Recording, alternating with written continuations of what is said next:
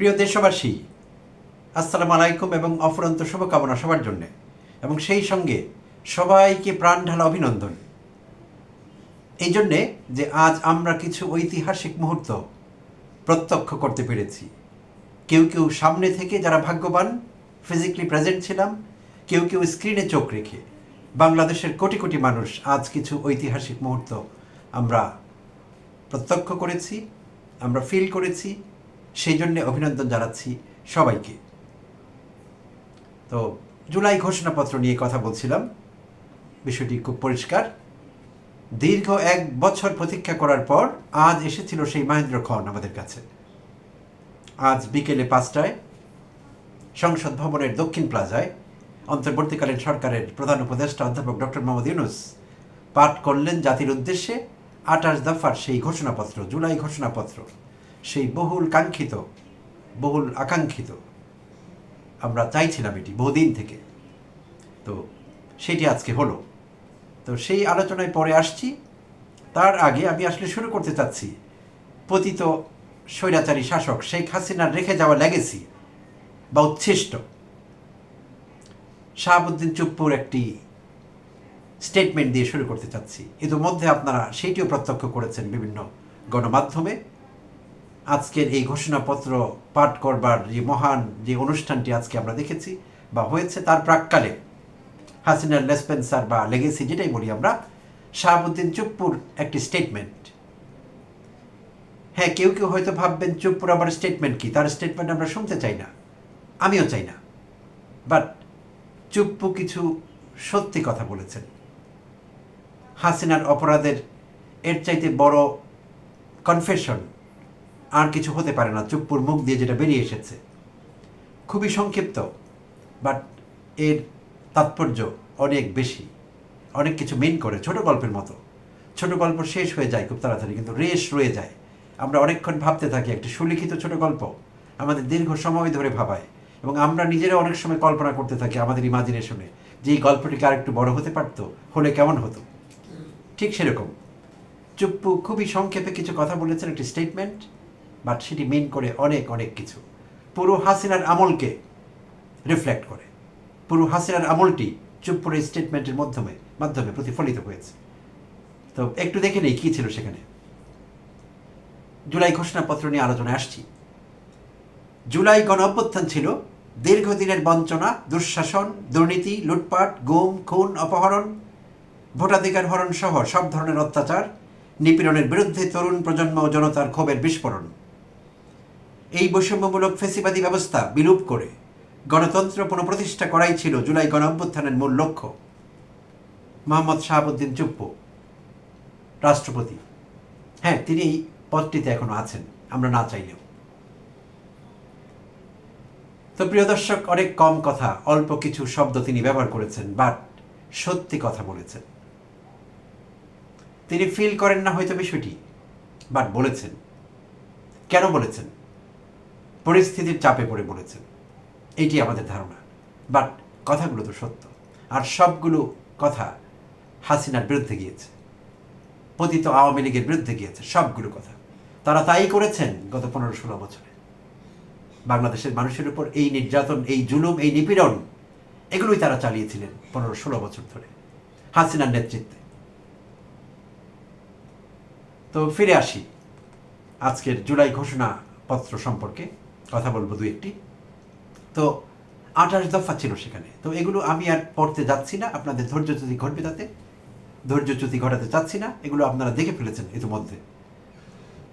তো যা বলতে চাচ্ছি সেটি হলো, বহুদিন ধরে জল্পনা কল্পনা, সন্দেহ, দ্বিধা, অবিশ্বাস, উৎকণ্ঠা কাজ করছিল বিভিন্ন রাজনৈতিক দলগুলোর মধ্যে, রাজনৈতিক দলগুলোর লাখো হাজার কর্মী নেতৃবৃন্দের মধ্যে, যে আসলে কি হতে যাচ্ছে, আমরা জুলাই ঘোষণাপত্র পেতে যাচ্ছি কিনা।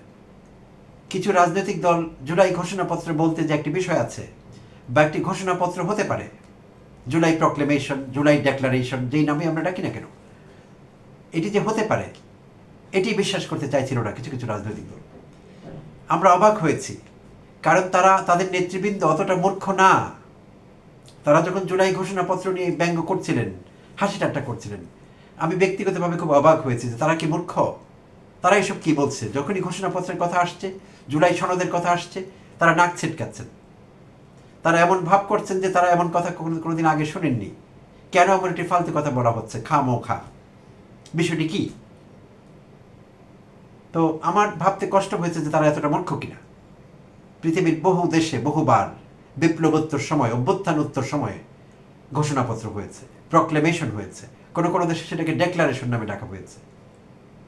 মার্কিন যুক্তরাষ্ট্রে সেটিকে ডেক্লারেশন বলা হয়েছে, অনেক দেশে প্রক্লেমেশন বলা হয়েছে ইংরেজিতে। তো বাংলায় ঘোষণাপত্র সহজভাবে আমরা বলতে পারি, এবং একটি সনদ। তো আমাদের অবাক করে দিয়ে অনেকে এগুলোকে ছোট করবার চেষ্টা করেছে, এগুলোর প্রয়োজনীয়তা অস্বীকার করেছে, যেগুলোর কোনো প্রয়োজন নেই। কেন করেছে তারাই জানে। তবে হ্যাঁ, সরলভাবে আমার একটি বিশ্লেষণ, তারা যেহেতু জুলাই অভ্যুত্থানের চেতনা ধারণ করেন না, এবং জুলাই অভ্যুত্থানে তাদের প্রত্যক্ষ ভূমিকা ছিল না, ভূমিকা সবার ছিল। এখানে পার্সেন্টেজ আছে, কতটুকু আন্তরিকতা ছিল সেখানে। লোক দেখানো ভূমিকাও থাকতে পারে, আবার আন্তরিক ভূমিকাও থাকতে পারে, বাট পার্সেন্টেজ যদি দেখি আমরা, তাহলে কতটুকু ছিল সেখানে? একটি হলো সম্মুখ সমরে থাকা, সামনে থেকে আমি প্রত্যক্ষ মুক্তিযোদ্ধা, হাতে অস্ত্র নিয়ে যুদ্ধ করেছি। আরেকটি হলো আমি কোথাও ছিলাম, আমি মনে মনে মুক্তিযুদ্ধকে লালন করেছি, মুক্তিযুদ্ধের সমর্থক, আমি মুক্তিযুদ্ধ করিনি অস্ত্র হাতে নিয়ে। তো অনেকেই আছেন যারা এটির বিরোধিতা করেছেন, তারা প্রত্যক্ষ সমরে ছিলেন না, বুলেটের সামনে বুক পেতে দেননি, দিতে হয়নি, লজ্জা পেয়েছেন, দ্বিধাগ্রস্ত ছিলেন যে এটি কি করব, করলে কি হবে, আমার বিরুদ্ধে কি দেশদ্রোহিতার অভিযোগ আসবে পরবর্তীতে, হাসিনা আমাকে ফাঁসি দেবেন, গুলি খেতে পারি আমি, তাই আমি যাবো না এগুলোতে। তাই অনেকে লজ্জা পেয়েছেন, অনেকে বলেছেন আমরা নাই এগুলোর মধ্যে, আমরা নেই, অন্য লোকেরা করছে এগুলো, আমরা তো এমনি এমনি। তো সে এমনির এখন ক্রেডিট নিতে চাচ্ছে 100%, অনেকেই দেখছি আমরা। তো যাই হোক, এই দেশের মানুষ সব দেখেছে কার কতটুকু ভূমিকা, কে কতটুকু ক্রেডিট পেতে পারে। নিশ্চয়ই আমরা দেবো তাদেরকে, ইতিহাসও তাদেরকে ক্রেডিট দিয়ে দেবে। যার যার ক্রেডিট ইতিহাস কিন্তু সময় মতো দিয়ে দেয়, আমাদের দিতে হবে না, ইতিহাস দিয়ে দেবে। ইতিহাস বিচার করতে জানে। তো এই জুলাই ঘোষণাপত্রের বিষয়টি একটি পর্যায়ে মনে হচ্ছিল যে অসম্ভব হয়ে যাচ্ছে, এটি বোধহয় হবে না। কারণ একটি বছর যাবৎ অন্তর্বর্তীকালীন সরকার এবং এই সরকারের গঠিত বিভিন্ন কমিশনগুলো, সংস্কার কমিশনগুলো, এবং সবগুলো সংস্কার কমিশনের সমন্বয়কারী সংস্থাটি ঐকমত্য কমিশন, জাতীয় ঐকমত্য কমিশন, তারা নিরলস চেষ্টা করে যাচ্ছে। 7-8 মাস ধরে এই চেষ্টা চলছে, সবগুলো দলকে ঐকমত্যে নিয়ে আসা অনেকগুলো গুরুত্বপূর্ণ বিষয়ে। কিন্তু যতই তারা চেষ্টা করছে, ততই ফসকে যাচ্ছে বিষয়টি, করাই যাচ্ছে না, ঐকমত্য হচ্ছেই না। একটি দফায় বা একটি পয়েন্টে হচ্ছে, তো 3টি পয়েন্টে অনৈক্য হচ্ছে, মতানৈক্য হচ্ছে। তো এই যখন অবস্থা, এবং ঘোষণাপত্রটি নিয়েও যথেষ্ট রকমের ধোঁয়াশা ছিল সব মহলে, এইটি হলে ঘোষণাপত্র হবে না, এইটি হলে মানব না, এইটি হলে ফেলে দেব, এইটি হলে নানা রকম বিষয় ছিল এখানে। তো এটি সত্যিকার অর্থে শতধা বিভক্ত একটি জাতি, আমরা বাঙালি জাতি শতধা বিভক্ত। এই জাতিকে ঐক্যবদ্ধ করা, ঐকমত্যে নিয়ে আসা গুরুত্বপূর্ণ কিছু বিষয়ে একটি কঠিন কাজ, একটি দুরূহ কাজ ছিল। এবং আমার নিজেরই সন্দেহ হচ্ছিল কখনো কখনো এটি সম্ভব হবে কিনা, আশঙ্কা ছিল। বাট হয়েছে। অনেক বিষয়ে মতদ্বৈততা নিয়েও আজ বাংলাদেশ প্রত্যক্ষ করলো একটি ঐক্যবদ্ধ জাতি। প্রধান রাজনৈতিক শক্তিগুলোর নেতৃবৃন্দকে আমরা মঞ্চে দেখলাম, অধ্যাপক ইউনূসের পাশে দাঁড়িয়ে বৃষ্টিতে ভিজে কষ্ট করে, এবং তাদের সামনে যারা বসেছিলেন দর্শক শ্রোতা, বিশাল সেই সমাবেশ, কষ্ট করে আপনারা গিয়েছিলেন সেখানে, আজ হাজির ছিলেন। আমি পারিনি, আমি ঢাকা থেকে 50 কিলোমিটার দূরে একটি শহরে থাকি, নানা কারণে আমার সেখানে থাকা হয়নি। বাট মনে প্রাণে আমি আসলে সেখানে ছিলাম, আমি চাইছিলাম যে আমি সেখানে থাকি। আমি মিস করছি সেই পর্বটি, আমি মিস করেছি। বাট আপনারা যারা সেই ভাগ্যবান, যারা ছিলেন এত কষ্ট করে বৃষ্টির মধ্যে ভিজে প্রতিকূল আবহাওয়ায়, তাদেরকে অভিনন্দন জানাই আবারও। আপনাদের কাছে পুরো জাতি কৃতজ্ঞ। আপনারা অন্তর্বর্তীকালীন সরকারের প্রতি সলিডারিটি প্রদর্শন করেছেন, সংহতি প্রদর্শন করেছেন। এবং যারা চাইছিল সংহতি না হোক, বিভিন্ন মহল চাইছিল, তারা কারা আমরা জানি। বিভিন্ন মহল চাইছিল, অনেকে ডিজিটালি চেষ্টা করছিল সবসময়, বিভিন্ন চ্যানেলগুলো, টকশোগুলো বারবার চাচ্ছিল, বারবার উস্কে দিচ্ছিল বিএনপি কি সরকারের ফাঁদে পা দিচ্ছে, বিএনপিকে অধ্যাপক ইউনূসের কথা শুনে ফেলছে, বিএনপিকে এটা করছে, এই ছিল তাদের উস্কানি। এই মুহূর্তে তাদের নাম বলে আমি আমার সময় নষ্ট করতে চাইবো না, আপনাদের ধৈর্যচ্যুতি করাতে চাইবো না। সেই নিকৃষ্ট মেজারেবল ক্রিচার্সগুলো বারবার চেষ্টা করছিল অনৈক্য তৈরি করবার, জাতিটি শততা বিভক্ত করবার। এখনো সেই চেষ্টা জারি রেখেছে তারা। তারা চাইছিল এই ঘোষণাপত্র না হোক, তারা চাইছিল জুলাই সনদ না হোক, তারা চাইছিল রাজনৈতিক দলগুলি এটাকে ছুঁড়ে ফেলে দিক। হয়নি। অধ্যাপক ইউনূস তার নেতৃত্ব গুণে এই শততা বিভক্ত জাতিকে আজ একত্র করতে পেরেছিলেন। একই ছাতার নিচে আজ বৃহৎ রাজনৈতিক শক্তিগুলো, সেই শক্তিগুলো নেতৃবৃন্দ একত্র হয়েছিলেন।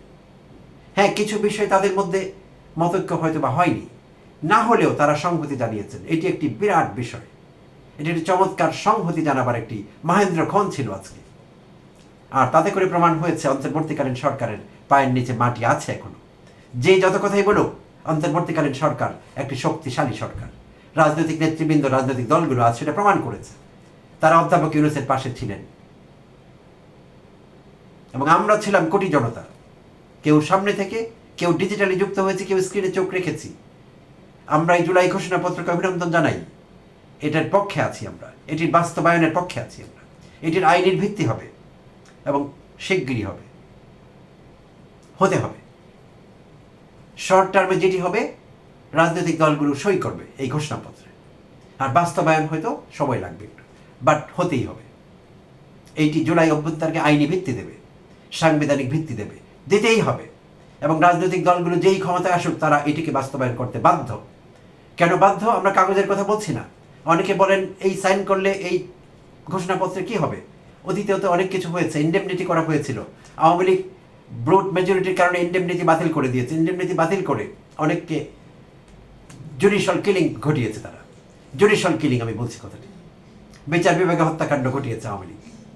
তো তারা বলছিলেন কিছুটা উস্কে দেওয়ার জন্য, কিছুটা সরল বিশ্লেষণের কারণে কারো কারো পক্ষে তারা বলছিলেন এগুলোতে কি কাউকে রক্ষা করে, এগুলো আইনি ভিত্তি দিলেই কি না দিলেই কি, পরবর্তী রাজনৈতিক সরকারগুলো যদি অস্বীকার করে, পারবে না অস্বীকার করতে, কারণ এত বড় প্রমাণ আর কেউ হাজির করতে পারেনি কখনো। আজ যে প্রমাণটি আমরা পেলাম, এটি ডিজিটালি স্টোরড, ডিজিটাল পদ্ধতিতে সংরক্ষিত হয়েছে সারা বাংলাদেশে, সারা পৃথিবীতে। সো বিশাল প্রমাণ হাজির হয়ে গিয়েছে। রাজনৈতিক দলগুলোর নেতৃবৃন্দ সেখানে উপস্থিত থেকে স্বীকৃতি দিয়েছেন, এবং এইটি তো বড় স্বীকৃতি সবচেয়ে। আমি তো মনে করি তারা সই করুক আর না করুক, এটি সংবিধানের অংশ হোক আর না হোক, বাট হতে হবে, আমরা চাচ্ছি। বাট যদি কেউ স্লিপ করবার চেষ্টা করে, পাশ কাটাবার চেষ্টা করে যে না এটি সংবিধানের অংশ হতে আমরা দেব না, নানা কৌশলে প্রতিহত করব, এটিতে আমরা সাইন করব না, দেখি কি হয়, কে আমাদের জোর করে সাইন করায়, লাভ নেই। এই চেষ্টা যদি কেউ করে, তারা স্ববিরোধিতা করবে। কারণ কোটি কোটি মানুষ সাক্ষী হয়ে থেকেছে, আজ সারা বিশ্ব সাক্ষী হয়েছে এই মহেন্দ্রক্ষণের, এই ঐতিহাসিক মুহূর্তগুলোর। তাই সবচাইতে বড় আইনি ভিত্তি আজই তৈরি হয়েছে, সবচাইতে বড় ডকুমেন্ট, সবচাইতে বড় এভিডেন্স আজকেই তৈরি হয়েছে। এখন শুধু এটা বাস্তবায়ন করবার পালা। আর যেই শক্তি ক্ষমতায় আসবে, তারা যদি বাস্তবায়ন করে, তারা ভাগ্যবান হবে, তারা প্রাউড ফিল করবে যে আমরা এটি বাস্তবায়ন করেছি জুলাই ঘোষণাপত্র। এইটি হবে আমাদের মূল্যায়ন জুলাই ঘোষণাপত্র সম্পর্কে। তো যা হয়েছে এর চাইতে বড় কিছু হতে পারত না, ভালো হয়েছে। হ্যাঁ, আমি জানি উপস্থিত রাজনৈতিক নেতৃবৃন্দের মধ্যে অনেকের মনে হয়তো ভিতরে ভিতরে রিজার্ভেশন থাকতে পারে, কিছু বিষয়ে রিজেন্টমেন্ট থাকতে পারে, অনুযোগ থাকতে পারে যে আমার বিষয়টি আসেনি, আমি এইভাবে চেয়েছিলাম, ঘোষণাপত্রে আমার চিন্তার প্রতিফলন হয়নি। কারো কারো এরকম থাকবে রিজার্ভেশন। সম্ভব নয় আসলে। বাস্তবতা এই যে সকলের মনোভাব সেখানে প্রতিফলিত হবে, সকলের চিন্তার সেখানে রিফ্লেকশন থাকবে, হবে না এটি। বাংলাদেশে অন্তত সেটি হওয়া সম্ভব না, আর এটি আসলে আকাঙ্ক্ষিতও না। সকলের চিন্তা আসবে কি করে একটি ঘোষণাপত্রে? আসবে না, কেন আমাদের ভিন্ন ভিন্ন চিন্তা আছে, ভিন্ন ভিন্ন পার্সপেক্টিভ আছে, চিন্তার পরিপ্রেক্ষিতগুলো আলাদা আলাদা, তাই সেইভাবে সম্ভব হবে না। বাট বেশিরভাগ ক্ষেত্রে আমরা একমত হয়েছি, সেইটি প্রমাণ হয়েছে যে আমরা অধ্যাপক ইউনূসের পাশে ছিলাম, অন্তর্বর্তীকালীন সরকারের পাশে ছিলাম। ছাত্র জনতার দীর্ঘ প্রতীক্ষিত সেই জুলাই ঘোষণাপত্র ঘোষিত হয়েছে আমাদের উপস্থিতিতে, এবং আমরা সাক্ষী হয়েছি সেই ঐতিহাসিক মুহূর্তগুলো। এইটি হলো সবচাইতে বড় বিষয়। তো ভিডিও দীর্ঘায়িত করব না, এটুকুই বলবার ছিল। দেশবাসীকে, সবাইকে যারা দেখছেন, সবাইকে অভিনন্দন জানাচ্ছি আবারও, এবং আমরা ভালো কিছু আশা করব আগামী দিনগুলোতে। এই সরকারের স্থিতিশীলতা, এই সরকারের সফলতা, এটি আমরা চাইব এবং দেশের স্বার্থে এটি আমাদের প্রয়োজন। এই সরকার অস্থিতিশীল হলে ফেসিবাদীদের লাভ আছে, আমাদের কোনো লাভ নেই। তাই সব রাজনৈতিক শক্তিগুলোকে অনুরোধ করব, দয়া করে আপনারা ঐক্যবদ্ধ থাকবেন এবং এই সরকারকে সমর্থন করবেন। এই সরকারের অন্যায় সিদ্ধান্তকে সমর্থন করতে হবে সে কথা আমি বলছি না, অন্তত সংহতি প্রকাশ করবেন, সরকারের সমালোচনা করুন, বাট সংহতি প্রকাশ করবেন, এই কথা বারবার বলবেন যে আমরা এই সরকারের পাশে আছি। এই ধারণাই দিতে হবে। ফেসিবাদীদের দূরে রাখতে হলে, ফেসিবাদীদের তাড়াতে হলে, চিরতরে বিলুপ্ত করতে হলে বাংলাদেশ থেকে ফেসিবাদ। ধন্যবাদ সবাইকে, ভালো থাকবেন।